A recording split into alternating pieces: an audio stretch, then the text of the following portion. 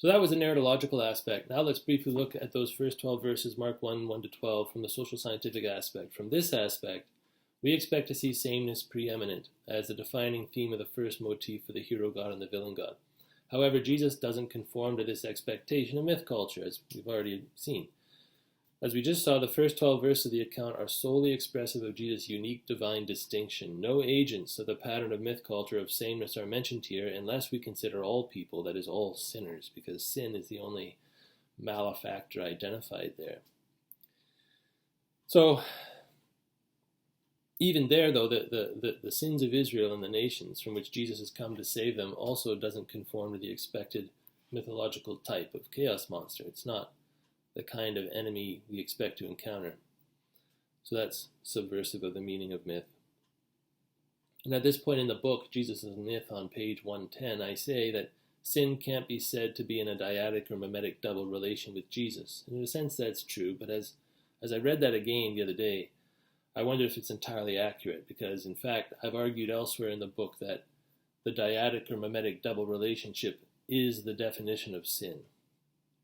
That is, fallen humans or sinners are so defined by their rivalry with God. They are sharing a desire, Satan's desire, to be like Jesus, who is God. However, this desire is not imitation of Jesus' desire. It's imitation of Satan's desire, the desire to be your own God, the desire to replace Jesus as God. That's how Satan tempted Eve and Adam in the garden, the first sin. So, sameness is present, we can say, but not in Jesus, but in the sins of humanity and sinners who are everyone except Jesus, Jesus alone being without sin. In Jesus and in the whole triune God, we encounter a subversion of myth sameness, because the Father, the Son, and the Spirit are entirely cooperative and united in their identity and effort. There's no self-interested rivalry there. Also, in Jesus' relationship with John the Baptist, there's no mythological sameness, as John quickly and clearly submits himself to Jesus as far greater than himself, which is something Satan would never do. So, in this first episode, once again, we find in Jesus and his allies distinction, not sameness.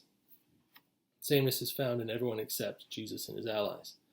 And, Jesus has come not to conquer sinners, but to save his enemies, all sinners, from their sin. In that, too, we have distinction, not sameness. That is not what we encounter in the hero, the so-called hero god of myths pattern.